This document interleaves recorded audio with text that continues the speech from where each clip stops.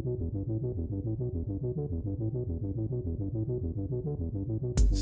whip, stir whip, whip, whip, stir. Stir whip, stir whip, whip, whip, stir. Stir whip, stir whip, whip, whip. Oh! Hello there, boys and ghouls. You've arrived a bit earlier than I expected. Welcome. Welcome to my kitchen. Yes, the crumbling ruin of my ancestral home of Castle Donovan has a mostly modern kitchen. I do enjoy entertaining guests from time to time. I even cook up a special batch of mead every once in a while. You've caught me in the middle of preparing some specialties for the elaborate party that I am hosting this evening. But this Corman method of mixing seems to be taking a bit too long. Out of the devil with it.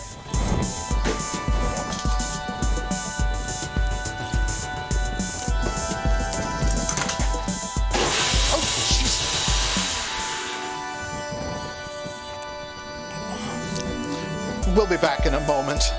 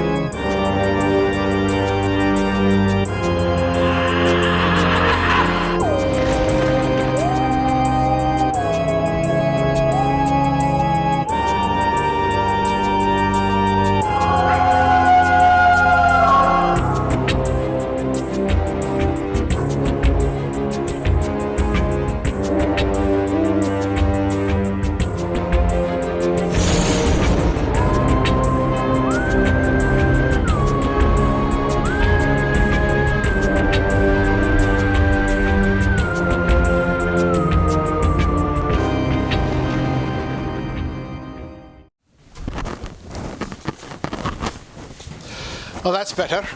As much as I love binging with Babish, I don't know how long I could keep up the premise myself. Besides, this show isn't about cooking anyway. It's about movies. Welcome back, boils and ghouls, to another episode of Damian's Dreadfuls. With me, as usual, is my trusty first mate, Pickpocket Pete. And as always, I am your ever-so-charming host, Lord Damian MacDonovan. Pete and I are hosting a dumb supper tonight to kick off our Halloween weekend. Oh, you don't know what a dumb supper is? Well, in pagan traditions, a dumb supper is essentially a dinner with the dead. The idea is to have friends and family over, but to leave a few seats empty for the departed, who may cross over and wish to join you for the evening, silently. The veil between worlds being at its thinnest and all. It's kind of like Thanksgiving for dead people. But don't worry, we're not going to go all cannibal on anyone. Not tonight, anyway.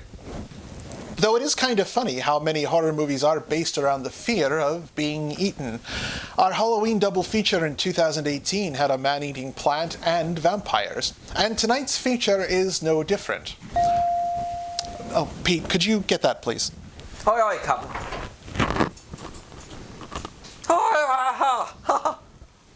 The mitt, Pete. Use the oven mitt. Finally. This took forever. You have no idea what I had to do to get this yeast going. Rise! Rise! Rise! Worked wonders, though, as this is practically overflowing. And you know what they say, when there is no more room in bowl, the bread will walk the earth. Now, where was I? Oh, yes, tonight's movie. Well, we have some more hungry beasts with us tonight, and I am not talking about the invited guests. Our feature tonight is Track of the Moon Beast, a 1976 movie from, fittingly, Lizard Productions, Inc. Is that a spoiler? Or maybe that was a spoiler. Spoilers, I guess. Anyway, we've got enough on our plates tonight, so there won't be any filler. So let's just get right into it. Track of the Moon Beast was originally intended as a theatrical release when it was first filmed in 1972, but as it sat on shelves waiting for a distributor, it eventually was released straight to television in '76. The movie was produced by Ralph T. Desiderio, directed by Richard Ashe, and written by Charles Sinclair and Wait, that can't be right. Bill Finger? Batman co-creator Bill Finger? Yes, apparently. His other notable screenplays include a 2-episode arc on the old Batman TV show from '66, and another cult sci-fi film, Green Slime. Anyway, starring Chase Cordell, Leigh Drake, Gregorio Sala, and Patrick Wright, Track of the Moonbeast tells the story of a mineralogist, Paul Carlson, played by Cordell, who is hit with a chunk of moon rock during a meteor shower. With a fragment of the lunar meteorite lodged in his head, from there on it's a fairly standard werewolf story, except that instead of a wolf, Carlson becomes a lizard-like creature. I guess you could say he can't get his rocks off. He has that reptile dysfunction. And you groan at my jokes. Hey, what are you making tonight anyway? Oh, it's a traditional stew. It's chicken, corn, green peppers, chili, onions. It's an old recipe. Okay. Well, let's get the movie started, creeps. Here on Damien's Dreadfuls is 1976's Track of the Moonbeast. Oh, and don't fill up on bread. You'll spoil your appetite. Do you like that? Evil bread. It's from the Necronomicon.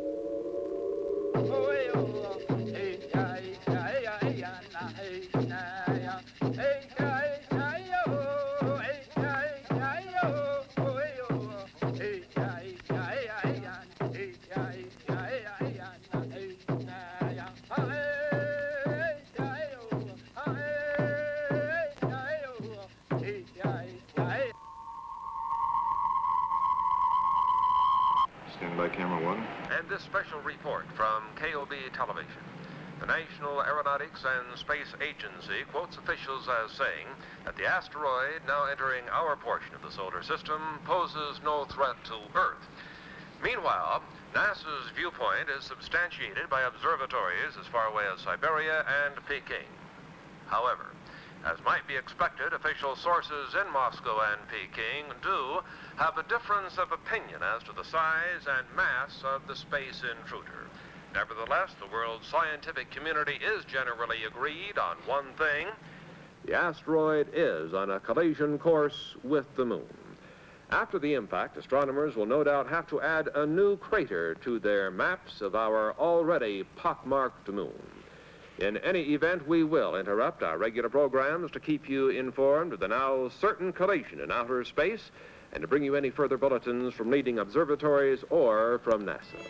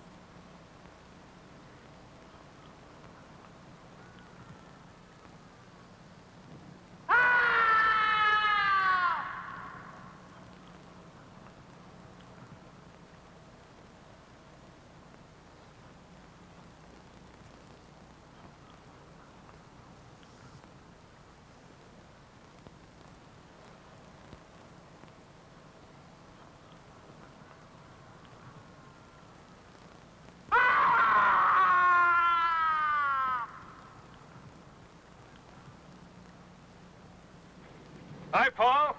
Johnny! Johnny Longbow. Johnny, what? Sorry for rushing the Halloween season. It was too good to resist. What? You can come out now. Show's over.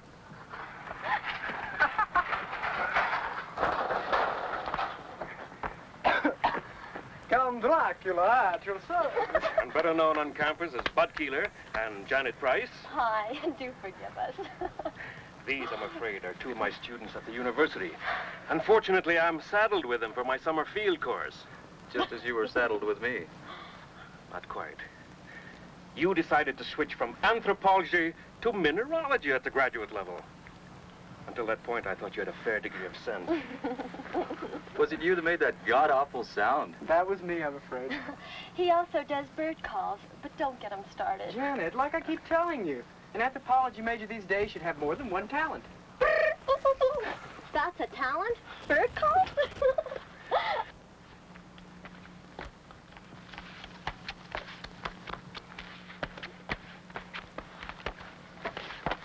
I'm Kathy Nolan.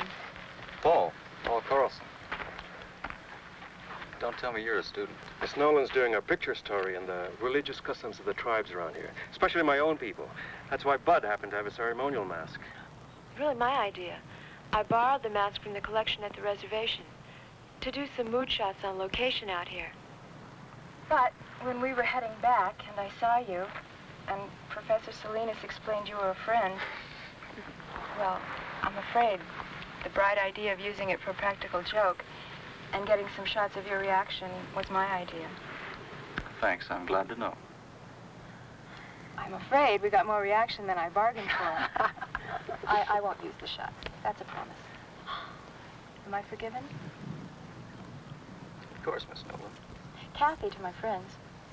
We are friends. We are, Kathy. We were just on our way to Professor Salinas' place at the reservation. He's promised us an authentic Indian supper.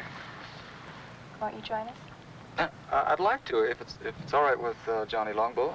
It's all right with me, no problem at all. Just follow my car. Why do you call him Johnny Longbow? Well, it's his Indian name, his tribal one. It translates warrior's bow that reaches long to its mark. Actually, he handles a bow like one of his ancestors. There's additional word from NASA this evening concerning the asteroid that collided with the moon 2 days ago. Radio telemetry from the seismometers planted on the moon's surface in previous Apollo missions have recorded the shock of the impact as beyond the end of the Richter scale. On Earth, this would be a disturbance that would rival the explosion in the 19th century of the volcanic island of Krakatoa. The impact on the moon has sent off a shower of fragments mixed with pieces of the asteroid. Some of these small fragments will enter Earth's atmosphere tonight, but they will undoubtedly explode into nothing more than a harmless shower of tiny meteorites, according to NASA officials. The greatest concentration of this meteor shower will be over the southwest region of the United States. This meteor shower will be, however, quite harmless, according to the statement from NASA, and likely to provide nothing more than a spectacular sight in the skies. And that's the story of the awesome collision on the moon today. This is Gary Kanan from our news center in Albuquerque. I didn't schedule a meteor shower as part of the evening entertainment at the reservation, but it should be quite a sight. This is a great meal, Professor. That's a great stew. What's in it? Oh, a lot of things. Chicken, corn, green peppers, chili, onions. Well, it's an old recipe around here. Well, if nobody minds, I think I'll have some more. All for the cause of research, naturally. I'm glad that's what you call it. You know, I'd like to get some night shots of this area. Well, if you don't mind me tagging along, I know a few great spots, but they're pretty far away.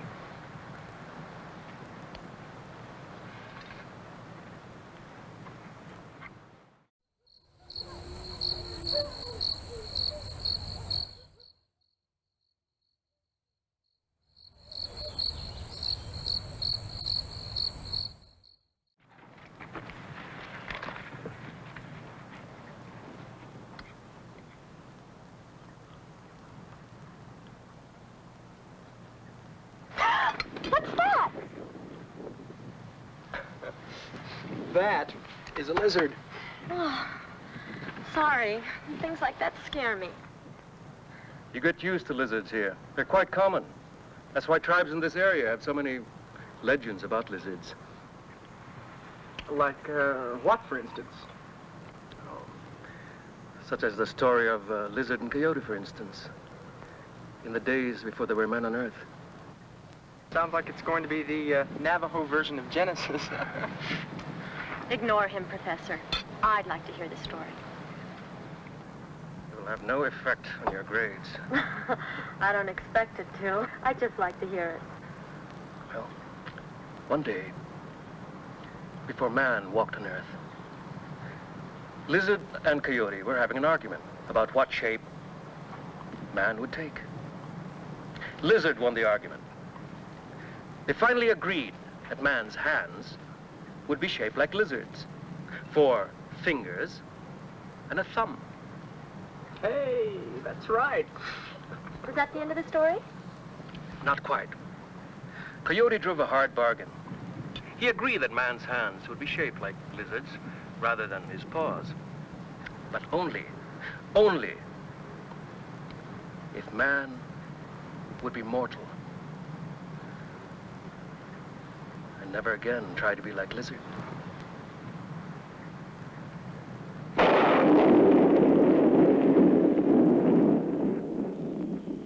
can see quite a distance up here. Although we've got a lot more air pollution than we're used to. That's Albuquerque over there. And that road leads to Santa Fe, northeast. And the river's over there. Paul, where are we exactly? I'm sorry. We're on the top of Sandia Crest. It's 10,678 feet up or down, depending on where you are and your point of view. Yeah, I'd like to come up here at night. It's one of my favorite places on Earth. It's always so peaceful, so quiet. Somehow above the rest of my life.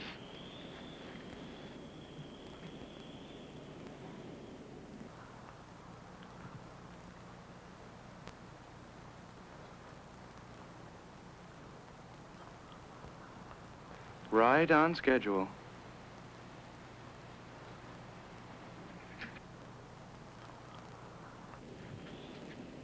Paul, what's wrong? What is it?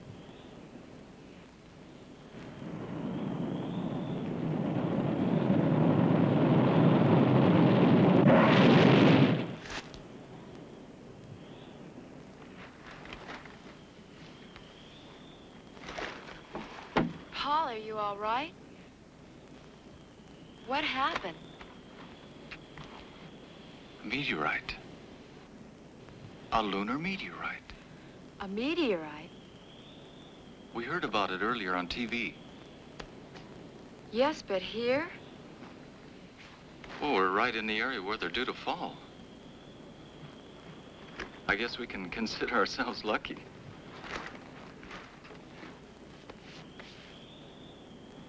What's the matter? You've got a scratch or something on your forehead. I don't feel anything. Oh, no, don't touch it. Let me do that. I must have bumped it when we hit the dirt. Let me clean it up anyway. See, you were bleeding. That's nothing. Hey, Kathy. Look at that.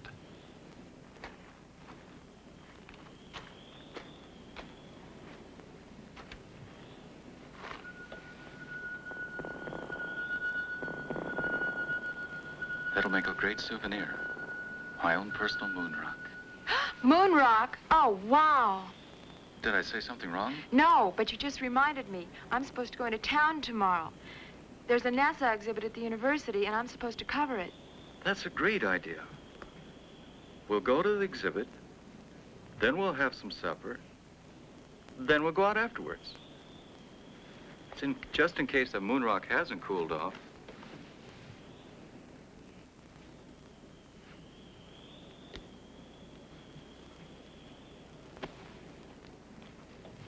cool enough to travel now.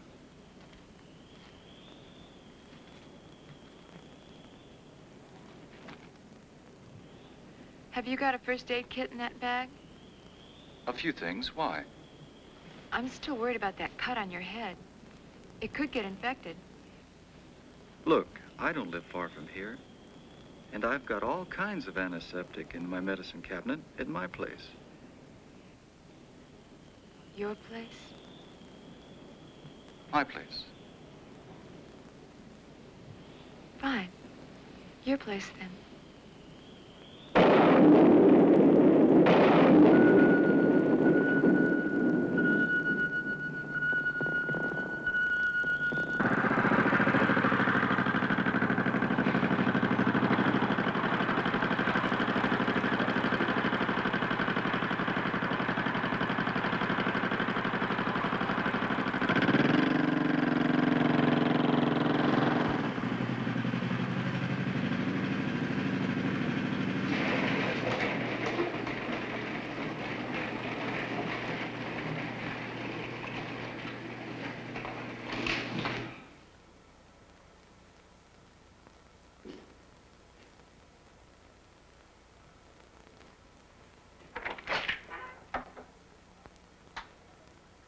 I gather nobody's home.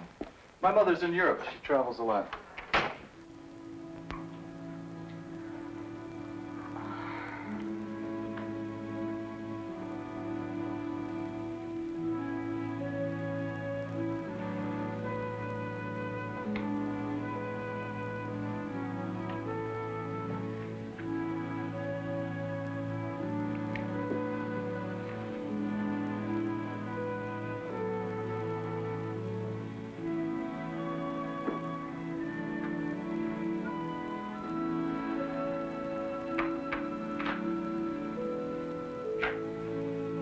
Now that the real Paul Carlson has stood up, what do you think? I think you've spent a lot of your life being lonely. When your parents are divorced, you get used to it. I'd like you to meet a friend of mine.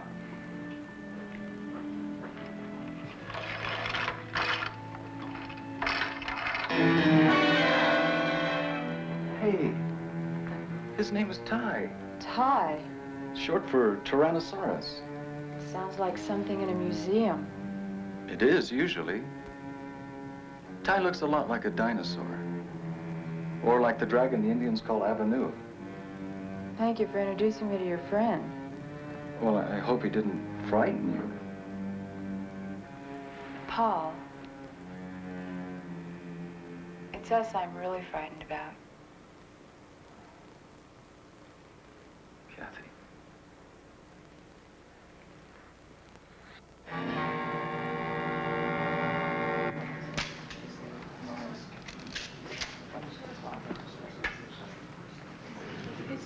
Excuse me, I want to get a closer look at this moon rock.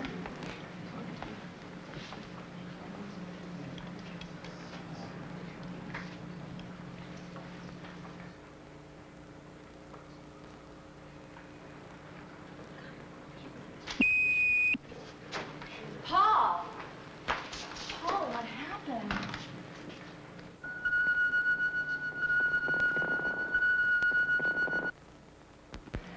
I guess I blacked out.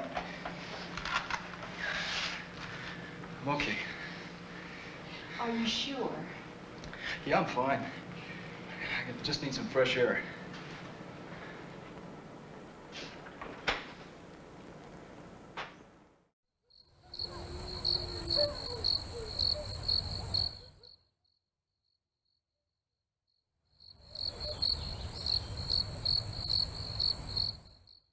$887, $888, $889, $890.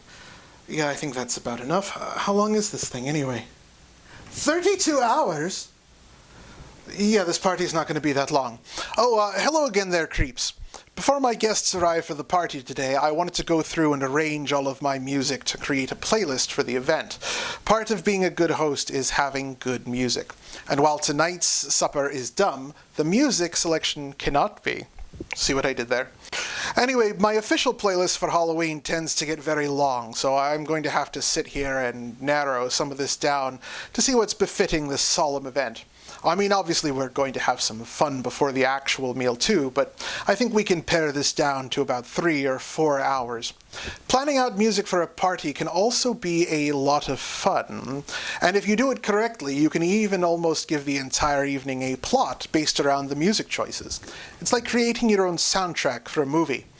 Robert G. Orpin is responsible for the actual score of this movie, and tonight's film doesn't really have much of a soundtrack, and the only really notable music we haven't even heard yet. But a score for a movie can be just as important as any of the other writing, although I'm sure that Bill Finger would have liked to have forgotten writing this film. His partner Charles Sinclair did. But I guess that's what happens when you take only one weekend to write the script for something like this. The original working title for the movie was The Lunar Analog. Sinclair's brother, who was a nuclear physicist, said he actually preferred that title better. But I guess Track of the Moonbeast just sounds more like a cheesy horror movie, easier to sell. What was I talking about before? Oh, the music! So the only really notable music in the film, which has been famously parodied by MST3K, is the song California Lady.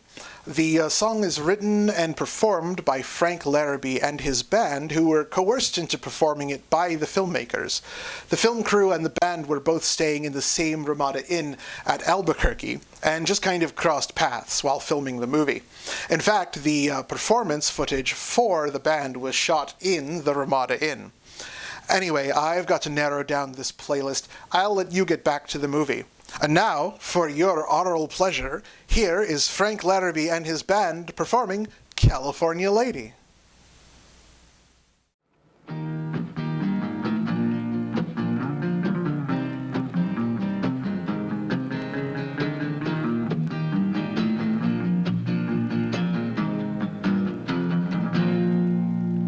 My voice been getting froggy, I've been smoking too damn much.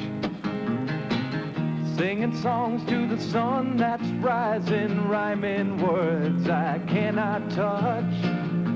Oh, I've been wandering in circles with just a guitar in my hand, playing one too many bar rooms and drinking more than I can stand. California lady, won't you bring your love to me? California lady, she's the one I want to see, my California lady.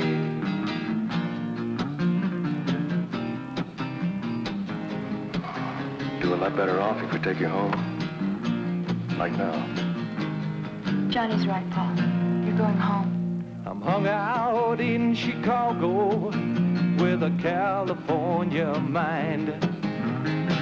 Well, lady love and Lord above, these city mountains aren't my kind. Oh, I've been wandering in circles with just a guitar in my hand, playing all them funky bar rooms and drinking more than I can stand. California lady, won't you bring your love to me? California lady, she's the one I want to see, my California lady, my California lady, my California lady.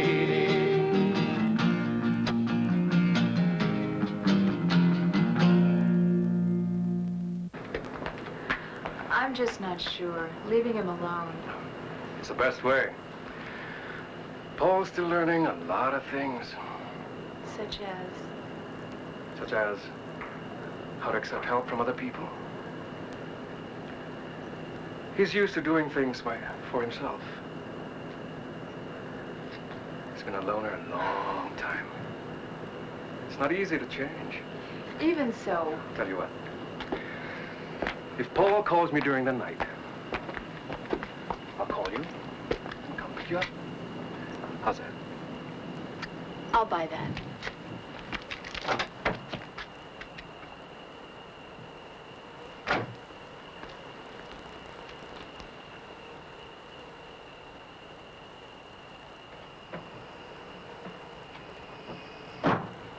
Paul calls me first? Yes.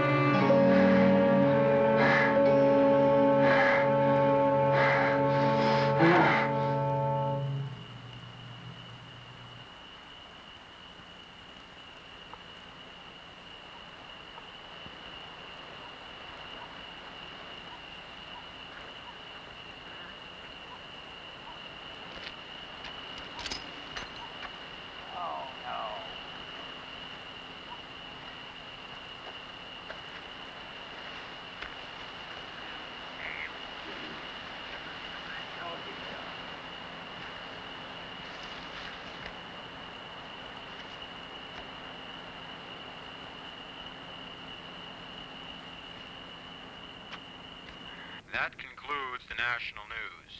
Now turning to the news of the local Albuquerque area. 25 people were stranded this afternoon for over 4 hours on the Sandia cable lift. The lift was halted due to a severe thunder and lightning storm which swept through the Sandia range at approximately 2 o'clock this afternoon. No major injuries were reported, although 7 people did request hospitalization. Also stranded atop the crest were some 300 people who were vacationing. Oh, go to hell, Sid. I told you what was going to happen when you came home again from that bowling alley drunk. I'm going to bed, and you can just sleep it off out there. Go to hell.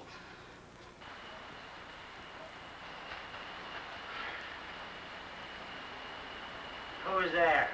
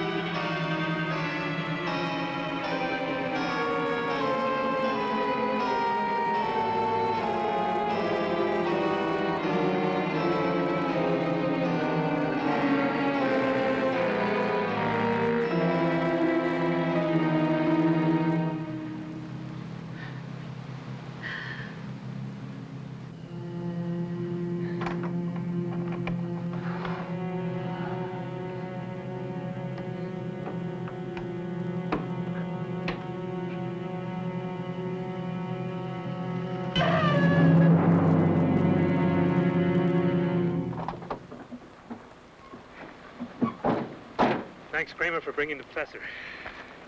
Hello, Mac. What happened here? A killing. A messy one. The medical examiner's report being phoned in? I'll make sure I'll have a copy in your desk when you get back, Captain. Good. Let me have copies of the other reports, too. All of them. Yes, sir. Fine. Check in the house and see if you can lend a hand. Now I'll tell you why, exactly why I asked you here. I was wondering. It sounded urgent. It's because I need an opinion from you. My field is in medicine. You know that, Mac. I know. Well, what then? One problem with being a cop is that eventually you think you've seen everything. Well, this morning I found out I was wrong. This is different. Which one is him?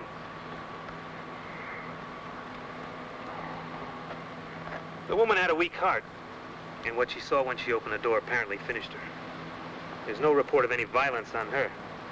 But take a look at the man.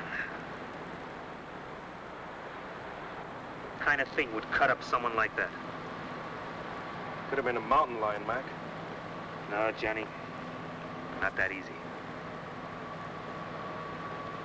I want to show you something one of my men found at the back of the house.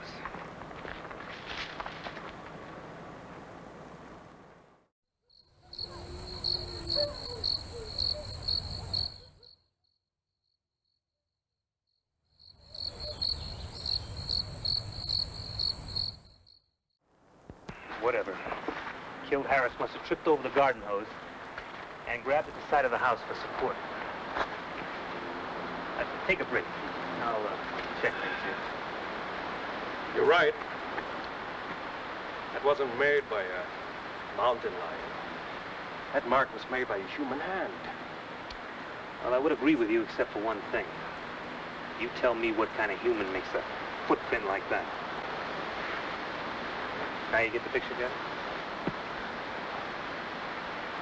When I got that radio call, I thought someone had made a real goof. But when I saw Harris, I had to believe it. Harris was killed by some kind of thing that was nearly 7 feet tall. Had hands with claws on the fingers. And walked on feet like I've never seen before. Now, that's why I had to bring you here, Johnny. Now, you're right. This is not some kind of medical problem. I don't know what kind of problem it is. You're an anthropologist, Johnny. I thought, well, just maybe, you might be able to help us with this. Well, I can't tell you. I've seen a track like that before. Where? In a museum. A fossil track. Several million years old. Have your men made a plastic cast of the track?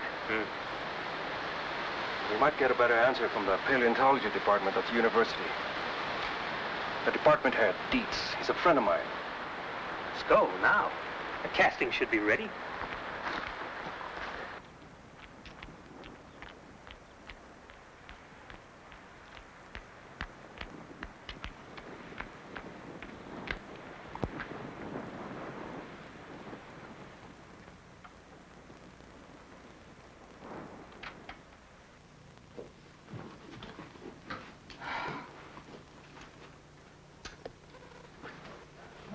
Wake up. Wake up.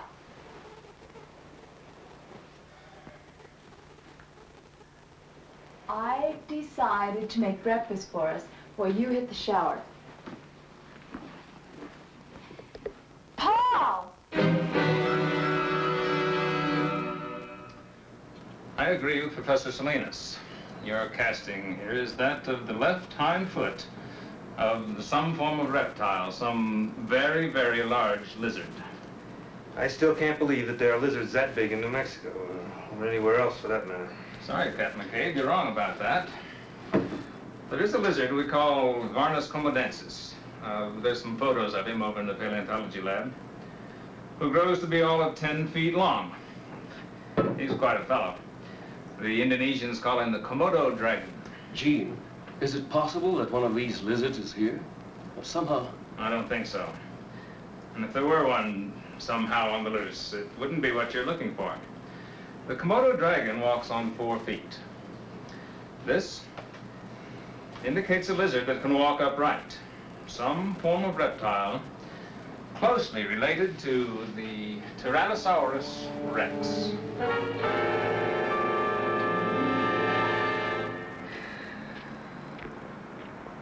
Thanks, Johnny. But how in the hell am I going to tell the commissioner or anyone down at City Hall? A man was killed on the doorstep of his own home last night by some kind of dinosaur.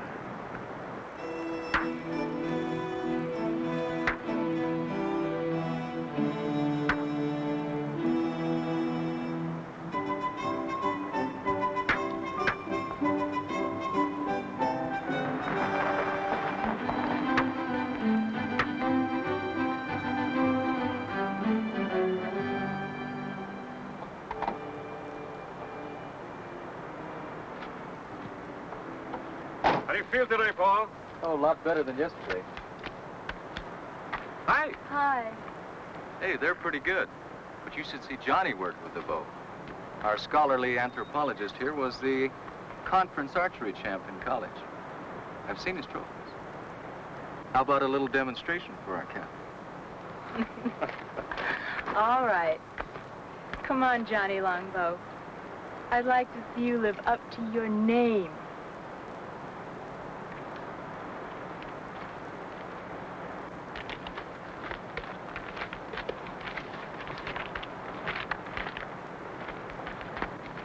Johnny made everything himself. Even the arrowheads. Everything is authentic Indian.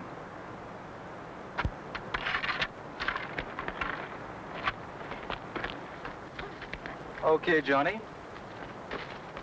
Now let's really impress the lady from New York.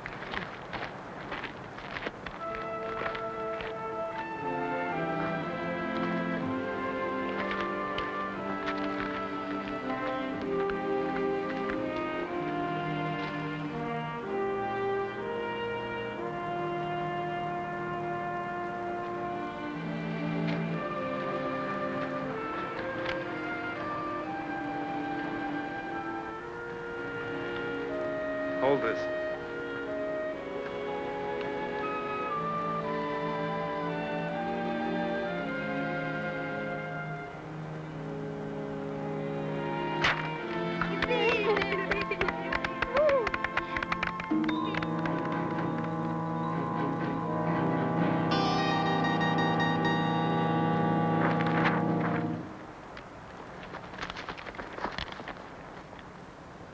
Paul! I think he overdid it by coming out here today. Better get him home, Kathy.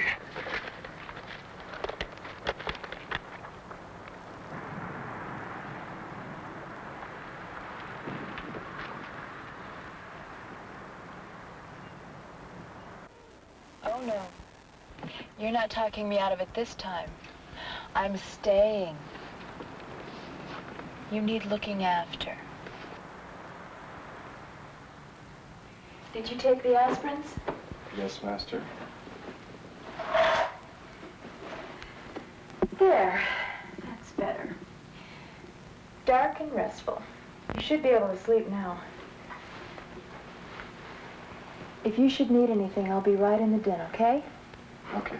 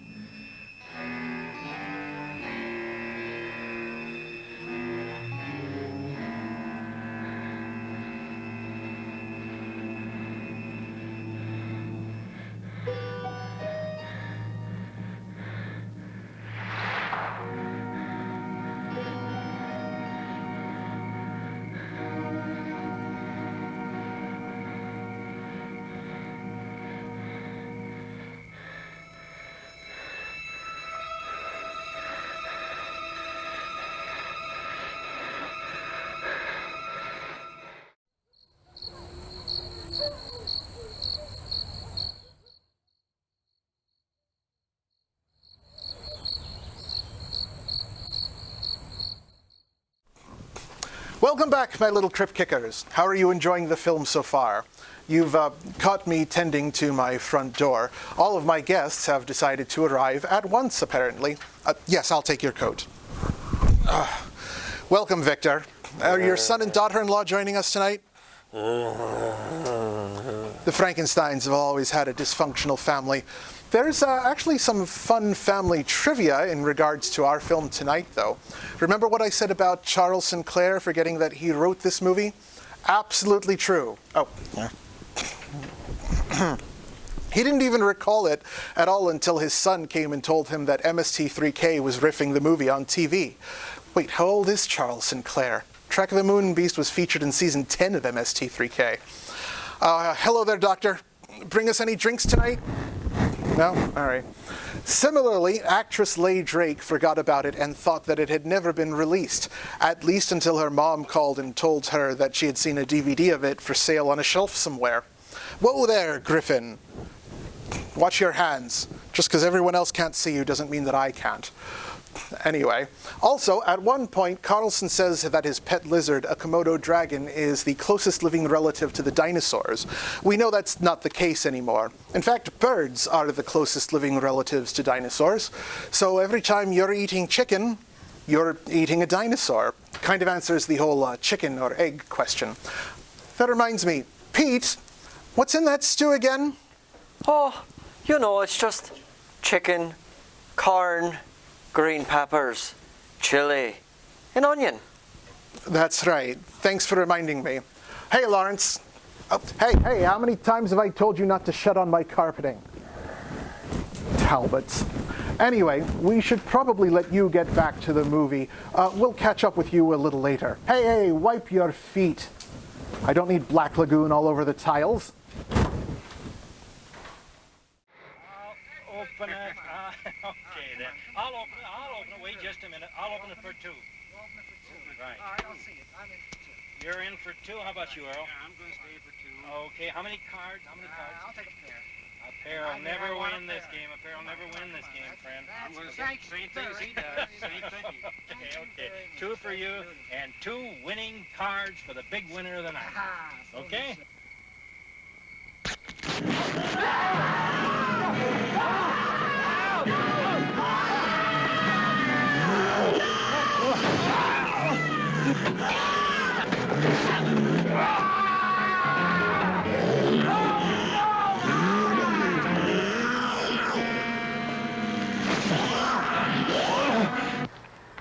Paul.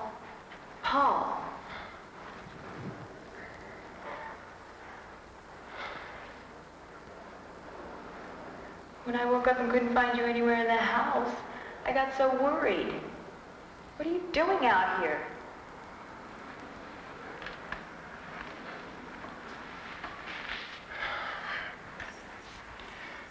It was so warm in my room. I couldn't get back to sleep. But it must have been chilly out here last night. You could have caught cold. All you men are alike. Sometimes you act like such big babies. Come on. I'll make you some breakfast. He was still alive when we found him.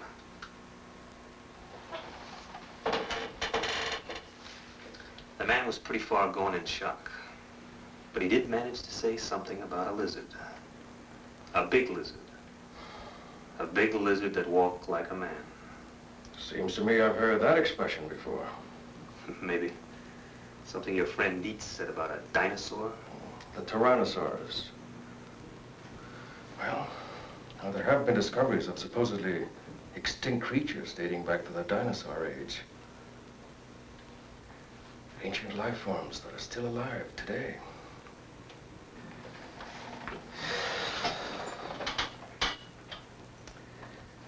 Maybe there is a dinosaur still alive. Up in the hills. Something drove it out of the hills. Now it's on the loose. Professor Salinas, those poor men murdered in the hills last night. Have the police found out who did it? Only some theories. That's all so far. Were those the reason for all that laughter when I drove up? They're the pictures Kathy took at the NASA exhibit. You should see the one of Bud looking at the girl in the tight jumpsuit. His eyes were popping out. What happened in this shot? Oh, this one. I don't really know. It's probably a light leak or a lab error. It's on the original transparency, too. I was going to check with the lab in town later. How is he, by the way? Paul? He seemed a little better when Janet and Bud called for me before, but he still had a headache. I'm worried about him. Those headaches he's been having. He's been having those headaches since the day after that meteor shower. Didn't you tell me he hit his head in the ground that night? When he tried to shield you from that meteorite that exploded. That's right. He got a cut on his head. A cut? More like a scratch. Just a little one. It's possible Paul may have gotten more than a scratch. A light concussion, maybe. Then you think... But don't worry. I said it might be a light concussion. It's nothing really serious. I'll tell you what. I'll pick up Paul on my way. Take him to a hospital. St. Joseph's will be the best. They'll do a cranial x-ray, check him out. He'll be back to normal and back to you in no time at all. The lab that did this print, it's near the hospital. I'll have that light streak checked out. Save your trip. Hurry up, slowpoke. I want to get you off my hands. Then your lady can take over. Johnny, you're one hell of a guy. White man, speak with forked tongue. Oh, quick, let me write that down. Hurry up, will you? I got other things to do. What happened here? Where's Ty? I don't know. He must have broken out the night before last. Something scared him. Maybe the meteor shower.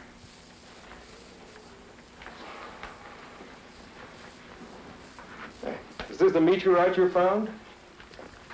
Small personal moon rock. Funny thing, I've looked through every text I have on mineralogy, and I can't find anything like it. Of course, I haven't run a series of tests on it. Do you mind if I borrow your moon rock for a couple of days? Sure, go ahead. I was going to take it to the geology lab anyway. Maybe they can find the answer to it. I can't. But right now, we're going to take you over to St. Joe's. Maybe they can find an answer to what's been bugging you. That's it. You can get dressed now.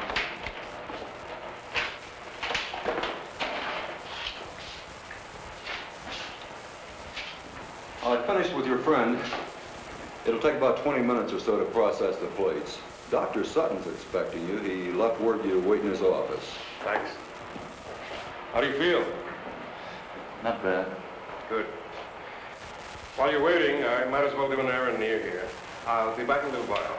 No sweat. Then it's not just some kind of error in printing, Mr. Hamill.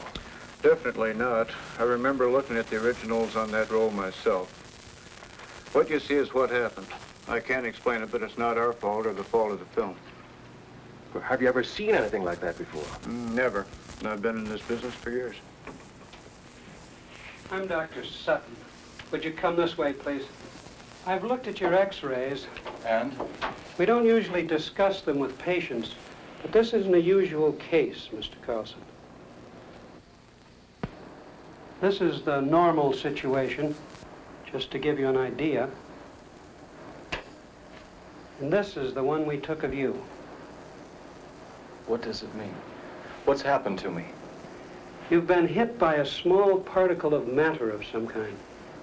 Not enough to cause any pain because of the high speed, but it is there. Then something's inside my head? Yes. It's not uncommon. There have been cases where servicemen have survived with small particles of shrapnel embedded in their brains. This wasn't shrapnel, Doctor. So I understood. A meteorite, you said?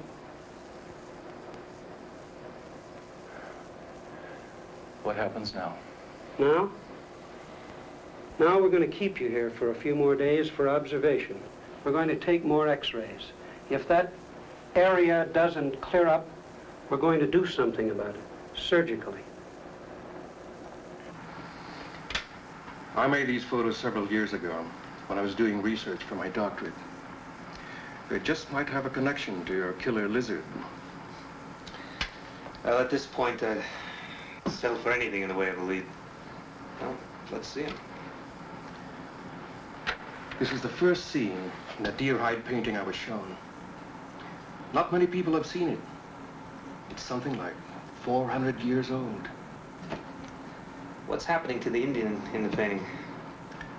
It's the beginning of the story. He's being struck by a light that comes down from the sky. Well, what happened to him? See for yourself. Whatever struck him from the sky changed him completely from human form.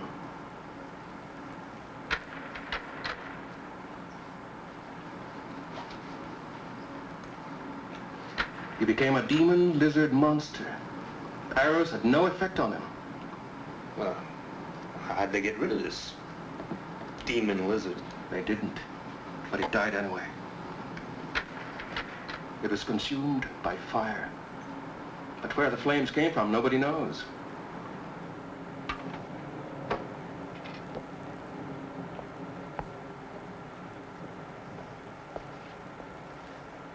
That's the mystery. And it's still a mystery after 400 years. I know what you're thinking. It's only an Indian legend, part of our tribal culture. I know, it's fantastic, but it's the one thing that ties in with what the fisherman said. He said the camp was attacked by a lizard that walked like a man.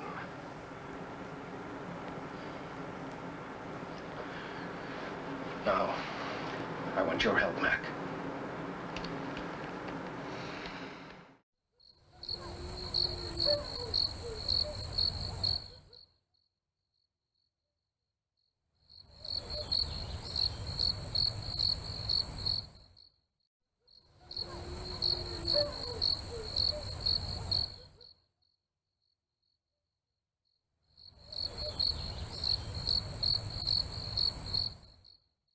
All right, Pete, we've got a lot of seats, so let's get started, okay? So, salad plates on top of regular plates, soup bowl, water goblet, blood goblet, all right? Pitchforks to the left, spoons and scalpels to the right. Hello there, boys and ghouls.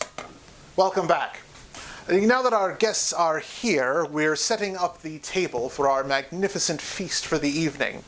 I know there's some kind of etiquette to go along with all of this, but we don't need to absolutely follow it all that strictly.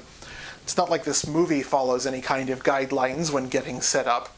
And boy, did it need to get set up. Just the Moon Beast's makeup would take 5 to 6 hours to create. And actor Chase Cordell only actually plays the Moon Beast for one scene, the hospital transformation sequence. Every other scene has the actual makeup artist Joe Blasco performing with all of that makeup on. The Moon Beast transformation was created by using dissolving shots of Cordell's head and hands overlapping various makeups until the final product. Kind of like the original Wolfman from the Universal films. Unfortunately, a lot of Joe Blasco's work on the film has been lost. The camp massacre scene has much more gruesome shots of the victims, but the footage was cut when the film was put on TV in 1976. All the other footage has been lost to time. I wonder what recipe he used. It was chicken, corn, green peppers. Not your stew, Pete. Cordell's fake blood recipe. Oh, sorry. Yes, well, I think Pete and I should probably finish setting the table before our guests get hangry. We don't need this wild bunch tearing at each other until we serve them dinner. Why don't you creeps just get back and finish off the movie?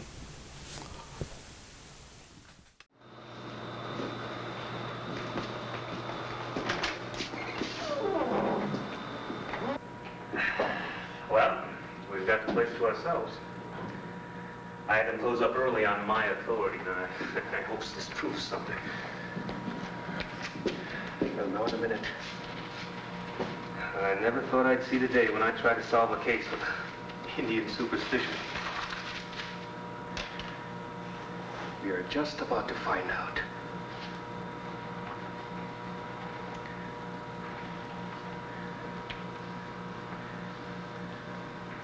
It should be somewhere just about here. What was that? I don't really know. My guess is that there's some unusual element in this fragment that synchronizes with that larger mass over there. And it produces some kind of energy reaction. And you mean this energy, or whatever it is, gonna turn a human into a monster? Just like in those werewolf tales? When there's a full moon in Transylvania? Johnny, I've known you for a long time, and you gotta be kidding. I wish I was kidding, Mac. I'm not. Now, there is an answer. But I think I know what it is. And it makes me sick to think about it.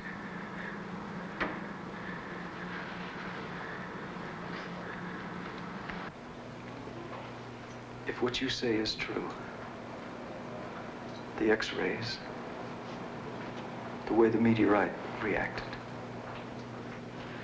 and your Indian legend, then there's something I've got to know for my own peace of mind. Maybe rough, boy. He's right, Paul. Nobody knows what may happen.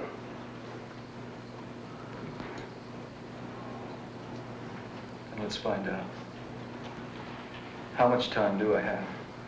It'll be sundown in half an hour. The moon will be up an hour or so after that. Before anything happens, I want to talk to Kathy. I'm sure that can be arranged. She's at the reservation. I'll phone her now.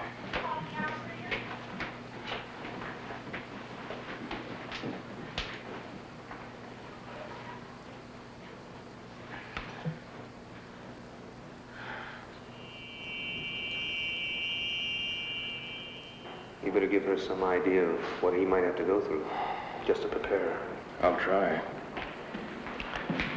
Kathy, I'd like to talk to you before I go in there. We've had to move Paul to another room. He's in there. Why is he in there? Why are these policemen here? We're not sure what may happen to Paul after the moonrise. In fact, moving him here was his idea. But surely... Kathy, see, this is a hospital. We can't afford to take any chances. The moon has a strong effect on the Earth. Look what it can do to the tides. In Paul's case, it may trigger a whole set of changes, a temporary mutation. I want to see him now, please.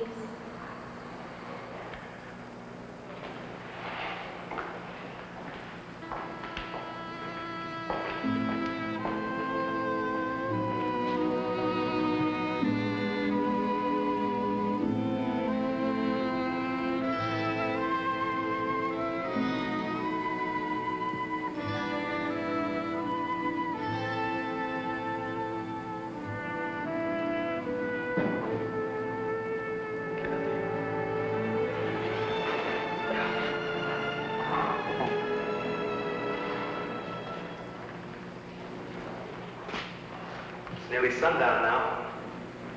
She shouldn't be in there much longer. All right, I'll get her. Kathy? Kathy?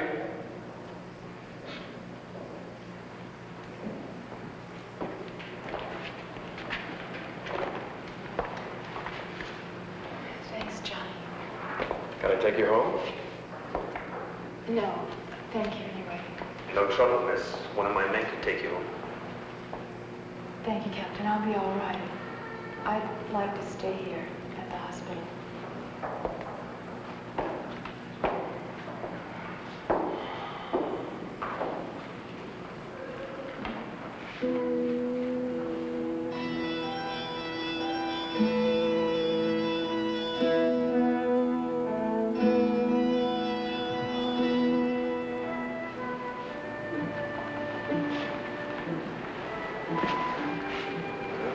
The moon is up now. I hope you're right. I don't. I hope I'm wrong. Well, we'll know in a few minutes. Something's happening.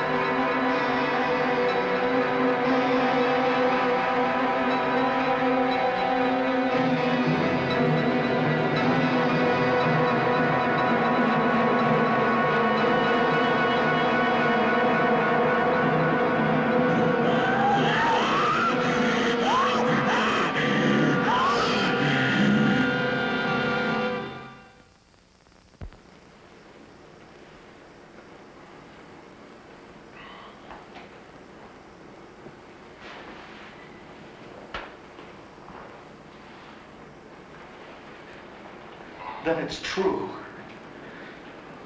It was me. I killed all those people. It wasn't your fault, son. They won't convict you. They won't even blame you once the people know the facts. We'll soon have you back to normal, Paul. Do I need these now? No. Dr. Sutton's been in touch with NASA about your case. They're sending one of their top lunar scientists and one of the finest brain surgeons in the country. See, that particle of meteor in the front part of your brain, it's causing the problem.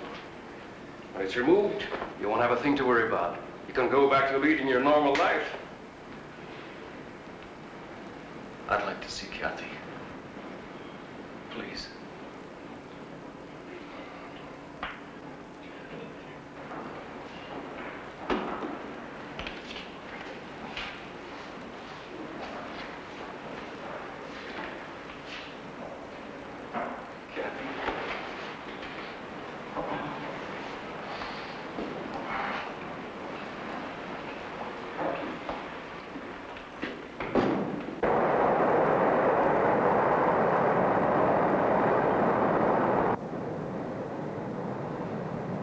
Would you fasten your seatbelts, please? We'll be landing shortly. When are we due in Albuquerque? In about 20 minutes. The captain got a message a few minutes ago. You and Dr. Lawrence will be met at the airport. Thank you. May we get off first, please? We just have some hand luggage. That's also been arranged. You and Dr. Rizzo are to be given every cooperation. I must admit I was pretty startled last night when I got the call. So was I. I've never come up against a case anything like it. And I've had a few unusual ones, I must say.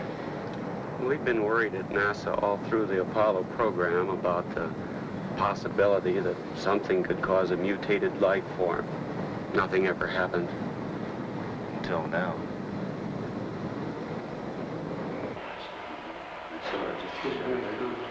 Oh, Paul, this is Dr. Rizzo. How are you, Paul? I'm going to be operating on you in just a little while. Glad to see you. What happens now? We're going to make another set of x-rays just to check on the particle. The new set will give us an exact pinpointing of the spot in the left frontal lobe where it is.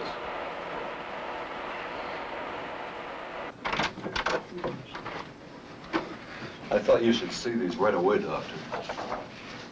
I think we should look at these inside.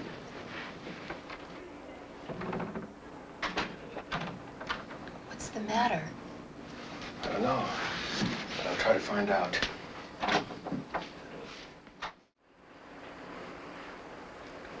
If you look at the difference in the affected areas, you'll notice considerable change, Doctor. There's been a definite growth. From the look of it, I'd say the particle in that young man's brain has disintegrated, and energy factors are spreading through his entire system. No question about it. Isn't there any way of, well, neutralizing the effect, Doctor? That's your field, Dr. Lawrence. Isn't there something that can be done? We're dealing with a brand new unstable element here, one we've never seen before. We don't know its characteristics, atomic structure, how it reacts. There's a chance. There's always a chance. Eventually, by doing research on the meteorite fragments you showed me, well, we might learn how to cure your friend. At the time... You're saying by then it'd be too late. I can't give you the timing exactly, but more or less what's going to happen is that the very presence of the moon itself, a moon rock of gigantic size, if you will have a recurring effect on your friend's mutation every night, just as the energy emitted by that particle in his brain was triggered by the small moon rock at our exhibit here. Eventually, the diffusion throughout his body will be complete. And at that point, the situation will be atomically unstable. Then the energy is released all at once. A form of explosion. Exactly. And when it happens, your young friend will be consumed by it. I've got to talk to you now. Let's go. The demon in the tribal painting. Self-consumed. One Indian mystery solved. Oh, Paul, why couldn't there be time for us? There isn't. And that's why I'm going away. Now, if I'm gonna die, I want to die looking like a man, not like a monster. Paul, don't.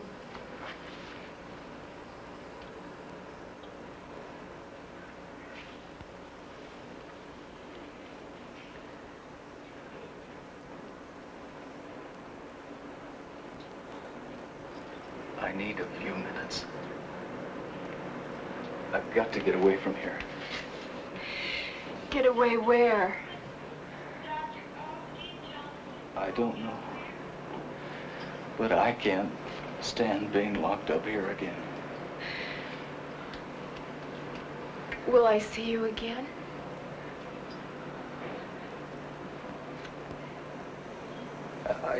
I don't know.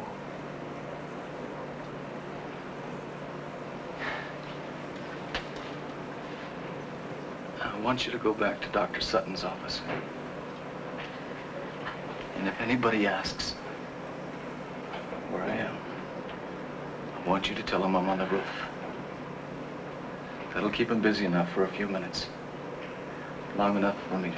I won't do it. Kathy. Please. Do it for my sake. Do it because we love each other.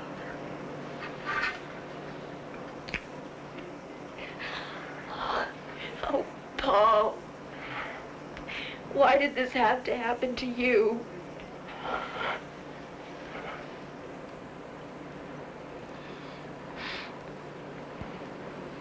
It did happen. That's all I know.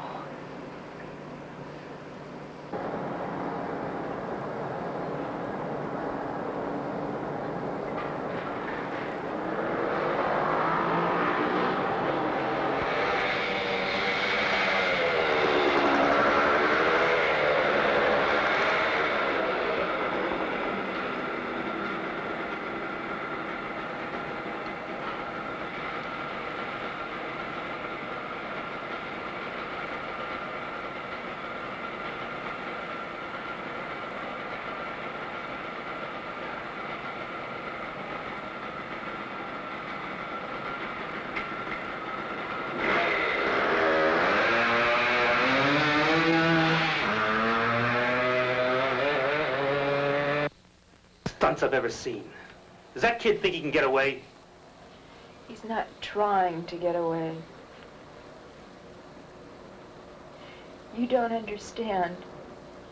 You just don't.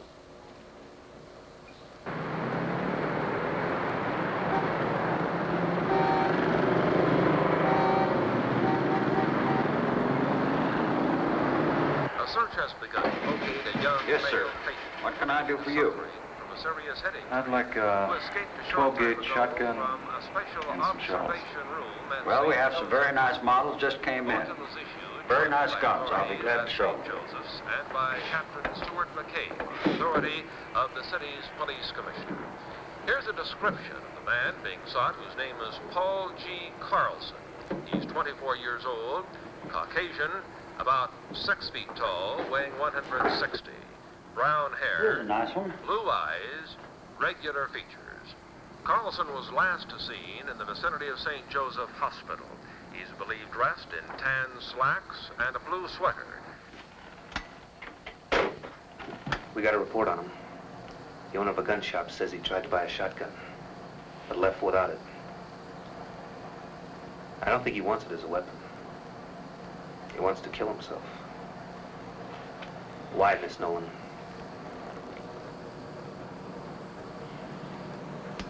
Because we overheard what Dr. Lawrence said in the other office. That's why. You might be wrong, Mac. He's on a motorcycle. If he wanted to kill himself... No. Crashes don't always kill people. He knows that. Now, you try to find somewhere that was fast and foolproof.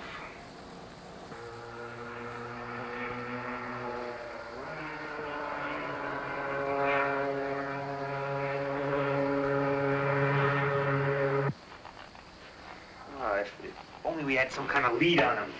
Anything. Yeah, I'd like to come up here at night. It's one of my favorite places on Earth. It's always so peaceful, so quiet.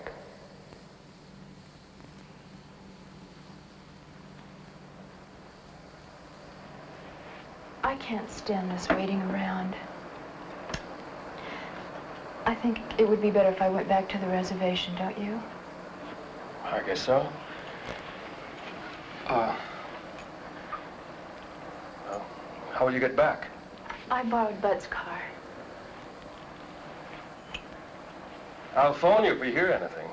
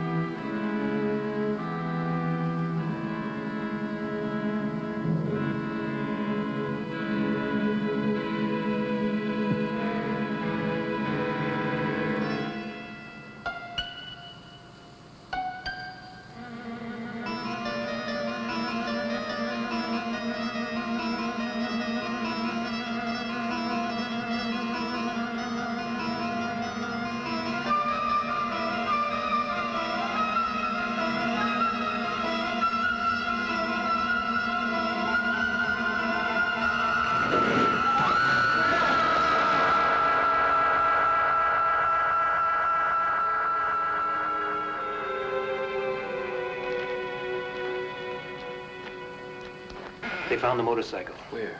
Up in State Road 44. He took a spill. The bike is a wreck. But he'd probably walk away all right. They couldn't find him anywhere around the area. That road leads up to Sandia Crest. Of course, that's gotta be it. Over the years, I got to know Paul pretty well. The one place he went to when he was troubled, the one place where he felt free, was Sandia Crest.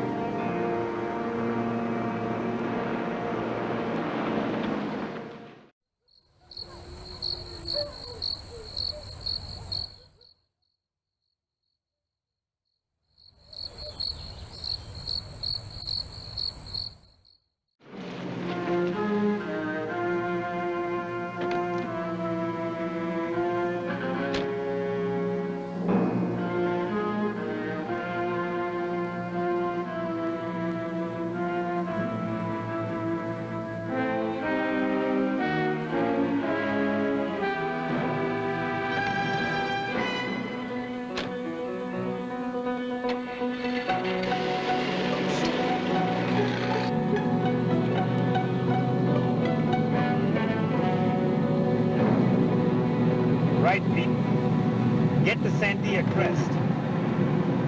Now listen. I want them captured. But no gunplay. Unless it's absolutely necessary.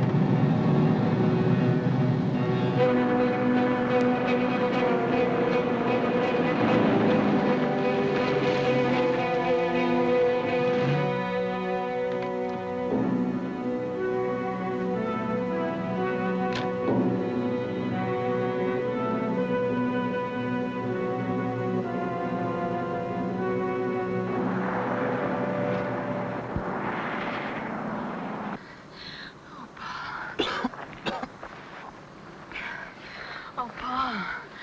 For a minute, I thought you were... Paul. I know what you intend to do, but you mustn't. Please, you can't. Kathy, I don't know how you found me, but you've got to leave now. No, Paul. I want to be with you. You can't stay. The sun's going down.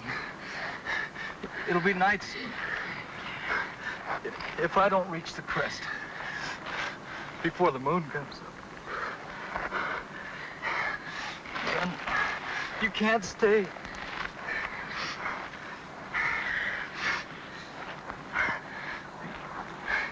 Then it'll be too late for the both of us.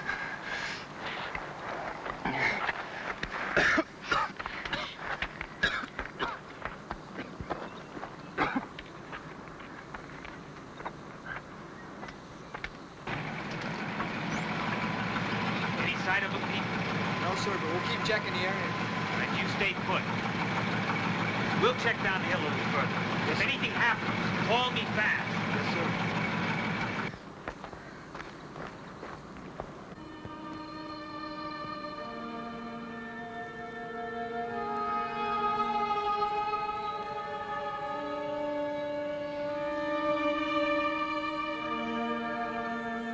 Paul! Paul, help me! Paul! Paul, please! Help me, Paul, please help me. Help me! Oh, Paul! Paul! Paul, help me! Oh. Paul!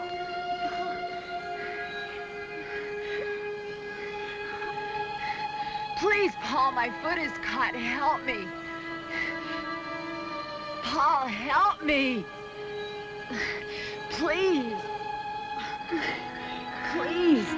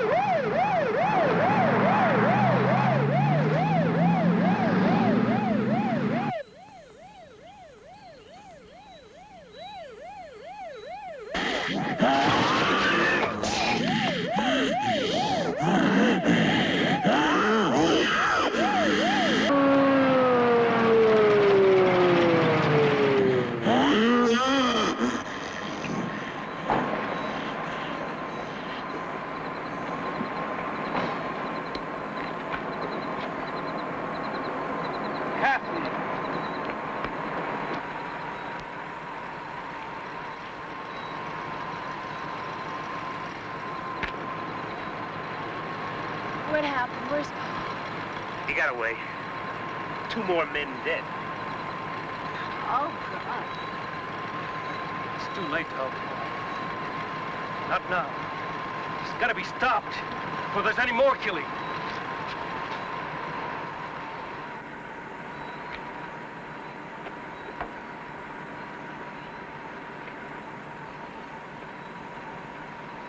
Are you going to try and stop it with a bow and arrow? Not with just any arrow, Mac. I'm going to use this. That looks like a piece of meteor Paul had. It is. I've fashioned an arrowhead out of it. What are you going to do? Johnny, tell me! We're fighting something we barely understand, Kathy. The changes that are... A particle of matter from outer space is made in a human being. That's why I'm doing this. If a particle can generate all that energy, a larger piece from the same element might speed up the energy processes. Dr. Lawrence, Paul and I heard you in the hospital. You said Paul would become atomically unstable, that he would... It was always inevitable. This way it may happen a little sooner, that's all. Johnny, you can't do it. He's your friend, Paul. Paul is not Paul anymore. You've seen that. Kathy, he's not as you and I know him. Paul is gone. What you see in his place is nothing we know. Nothing human. No!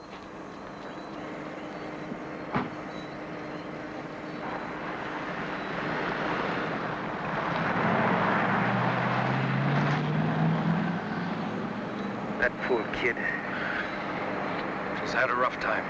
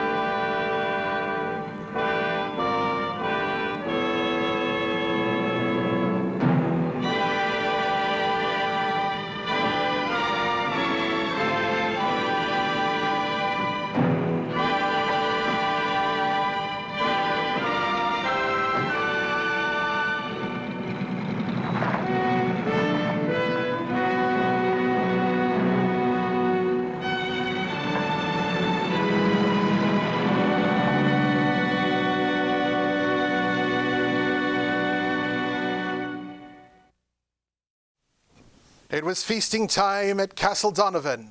All the corpses were gathered there. Some were proud in their elegant shrouds, and some were cold and bare. Welcome back, creeps. The movie over? Excellent. You've joined us just in time. The dumb supper is about to begin. The veil between worlds has thinned, and in a moment the host, yours truly, will call forth the spirits of the departed, and the rest of the dinner will be silent, both to honor the departed and so as not to scare them off. A lot of Samhain traditions are all about scaring off bad spirits. The costumes, the masks, the jack-o'-lanterns. If only we could do something similar for bad movies. But then again, we wouldn't have shows like mine. What, you think I have the budget to show a real movie? All joking aside, Track of the Moon Beast has been received pretty negatively. TV Guide said that horror fanatics might find interest in Joe Blasco's lizard makeup, but that it is hampered by classically inept filmmaking. They did call the premise ripe with comedic opportunities, however. Oh, the Horror called the film embarrassing, the ending ridiculous, and panned the dialogue and execution. Critic Jean Muir called Track of the Moon Beast a failure in every way, though said that it did have a quirky charm. The film has a 2.2 out of 10 on IMDb and a rare 0% rating on Rotten Tomatoes. Speaking of which, did anyone bring any Rotten Tomatoes? No? No. Pete? No, Captain. Just the stew with chicken, corn. We get it! Anyway, rather than attempt to bar any ghosts from the castle tonight, we are actually trying to encourage the spirits to join us. And as you can see, we already have quite a collection of cadavers around the table, with some open spaces at the far end for the departed loved ones. But before we aren't allowed to speak for a little while, I would like to invite my good friend Father Evil to give a blessing, or a damning, as it were. Anyway, Father?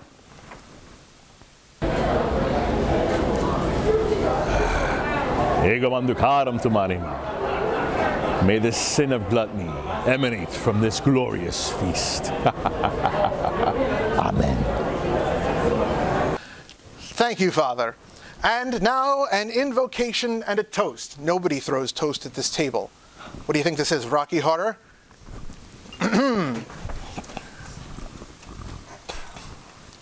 With veil at its thinnest, we call to our loves. We conjure these spirits below and above. Your friends and your kin here invite thee to dine. Come sup with us dumbly whilst there still be some time. The feast is prepared, bonfire alight. Be with us now, spirits, on this Samhain night. Now, everyone, repeat after me. Cri cru vergo. Cri cru vergo. Geba calto cri. Geba calto cri. Slancha. Slancha. Well, boys and ghouls, thank you again for joining us on another episode of Damian's Dreadfuls. As always, I have been your ever so charming host, Lord Damian MacDonovan. And with me, as usual, has been my trusty first mate, Pickpocket Pete. A blessed Samhain to you and yours. Have a safe and fun holiday. Move towards the darkness to find your own light. And of course, Happy Halloween.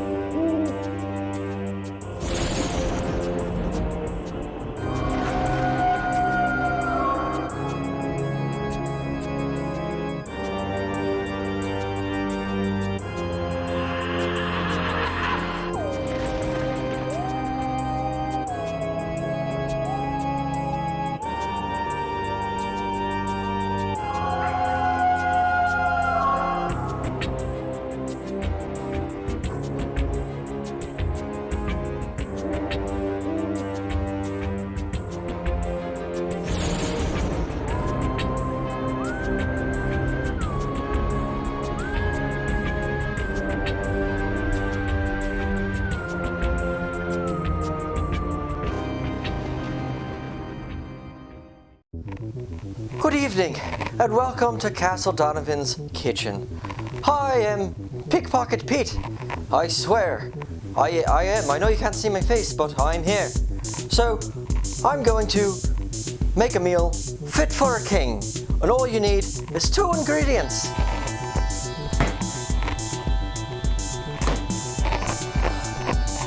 Oh, wait a minute. Where is it? Where did it go? We're out of milk. Of course we're out of milk. Why would we not have milk in the castle? Fine, I'll eat a try, but I'm taking the rum with me. Canda, estrata, mantos, duros, catra, nosferatus, canda.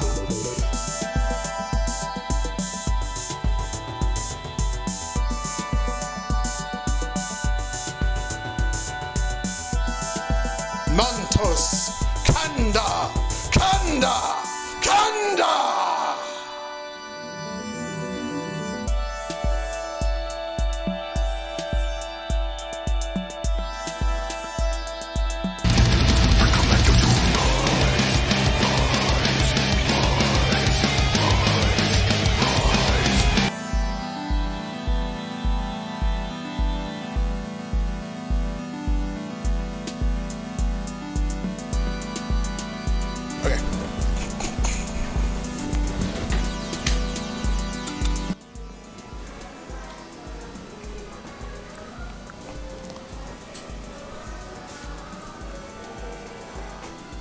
Pete!